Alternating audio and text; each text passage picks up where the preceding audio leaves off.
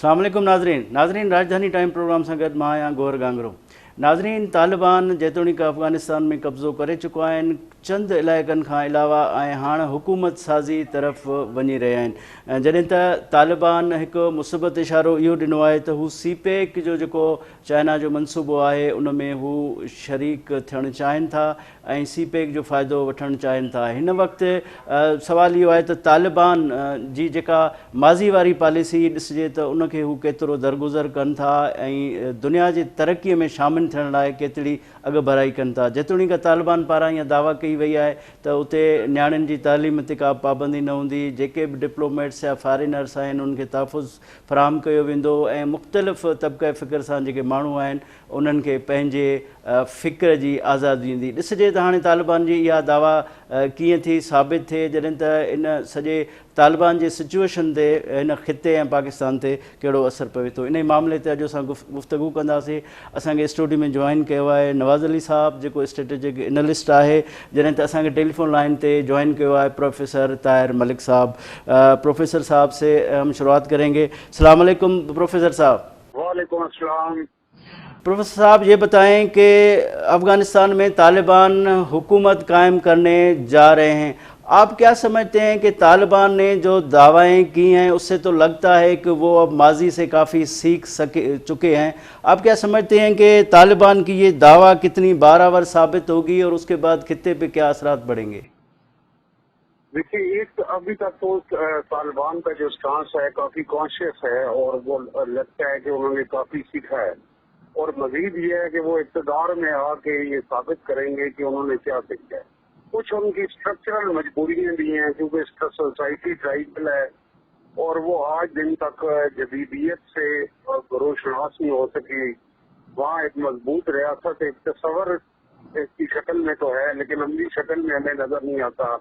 Rural urban divide भी है और मजहब की जो वो ताबीर करते हैं वो भी अपने माशरे के हिसाब से है। तो जिस तरह हमारे अमल की जमातें तारीखी अमल से आज ह्यूमन राइट्स को और खवातीन के हकूक को वेस्टर्न एजेंडा नहीं समझती, लेकिन यही जमात इस्लामी और यही मजहबी जमातें 20-30 साल पहले इसको रद्द कर देती थी कि ये वेस्टर्न एजेंडा है। तो तालिबान अभी इस फेज में है कि वो पाकिस्तान की भी मजहबी जमातों की जो 20-30 साल पहले की उनकी सोच थी उससे भी हो गए खुल गए। लेकिन अब उन्हें देखना है कि उनके पास ग्लोबलाइजेशन का ये जमाना है। तो अब कोई भी मुल्क अगर अपने माशरे में इंसानी हकूक पर अमाल करेगा और एक खौफ की सजा रखेगा, खवातीन को मसावी हकूक नहीं देगा, तो ये उस मुल्क का अंदरूनी मामला नहीं होगा। तो इस चीज में उन्हें देखना है कि उनके सामने दो बड़े चैलेंजेस हैं। एक है इंटरनेशनल रिकॉग्निशन कि इंटरनेशनल स्टेट सिस्टम में उन्होंने बावकार मुल्क की हैसियत से सर्वाइव करना है।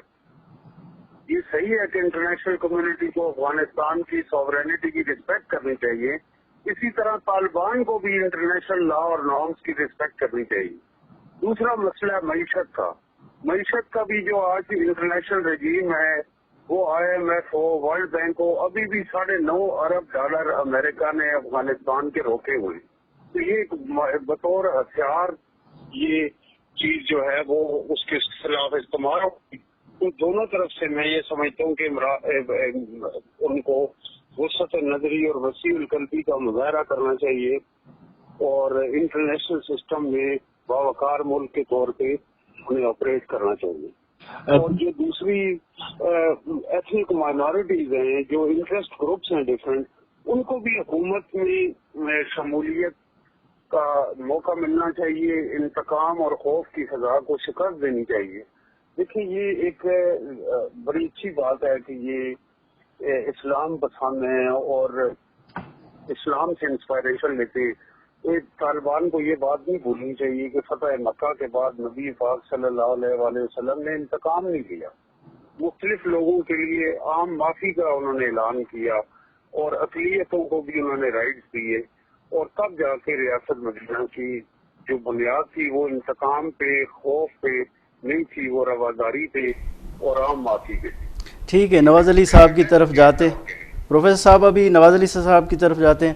نواز علی صاحب یہ بتائیں کہ سی پیک کے حوالے سے حالیہ جو بیان ہے طالبان کا، آپ کیا سمجھتے ہیں کہ اب طالبان امریکن سے بالکل اس سے ہٹ کے ابھی چائنا کی طرف آ گئے؟ ہم اب یہ تصور کریں.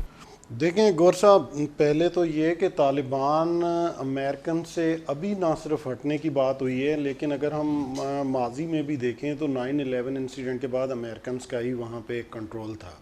دوحہ میں جتنی بھی ٹاکس ہوئیں ان میں بھی فرسٹ ڈیمانڈ جو طالبان کی تھی وہ یہی تھی کہ غیر ملکی فوج کا انخلاء ہو، جس میں top of the list Americans تھے. اب اس طرح سے اگر ہم دیکھیں تو مطلب طالبان کا تو ڈے فرسٹ سے ہی جو ایک ڈیمانڈ چلتی آ رہی تھی کہ امریکنز کو یہاں سے جانا چاہیے، اور ان کے حالات آپس میں تعلقات کوئی اچھے نظر نہیں آ رہے تھے. پھر امریکنز کا اتنے لاسٹ 20 ایئرز سے ان کے اوپر اٹیک کرنا اور یہ چیزیں چلنا، یہ مطلب ایک کھلا اور واضح ثبوت ہے کہ طالبان اور امریکنز کی آپس میں کوئی اچھی انڈرسٹینڈنگ نہیں تھی. اب جب طالبان وہاں پہ اقتدار میں آ گئے تو اب ہمیں گراؤنڈ ریئلٹیز بھی دیکھنی ہوگی، ریجنل پولیٹکس بھی دیکھنا ہوگا، اور ورلڈ پولیٹکس. یقیناً طالبان کو ایک انٹرنیشنل ریکگنیشن کے لیے اپنا سافٹ امیج دنیا کے سامنے شو کرنا ہوگا. دوسرا، معیشت کسی بھی ملک کے لیے اس کی مجبوری ہوتی ہے. افغانستان آلریڈی اتنا اس حد تک جو ہے بالکل ہی ڈسٹرائے ہو چکا ہے کہ وہاں پہ تو باقی ملکوں کے کمپیریٹیولی زیادہ وہاں پہ معیشت کی ضرورت ہے. اب یہاں پہ اگر سی پیک کی بات کی جا رہی ہے تو ایکچولی کل طالبان ترجمان ذبیح اللہ مجاہد کی طرف سے جو اسٹیٹمنٹ آئی ہے، ون بیلٹ اینڈ روڈ جو چائنا کا ایک میگا پروجیکٹ ہے جو کہ پوری دنیا کو وہ کور کر رہے ہیں، بیلٹ اینڈ روڈ انیشیٹو پہ، اس پہ انہوں نے ان کا حصہ بننے پہ آمادگی کا اظہار کیا. ایک تو دیکھیں ان کی مجبوری ہے، دوسرا آپ کی ورلڈ پولیٹکس میں امریکنز کا شاید جو کنٹرول ہے وہ کم ہوتا جا رہا ہے اور چائنا دنیا پہ حاوی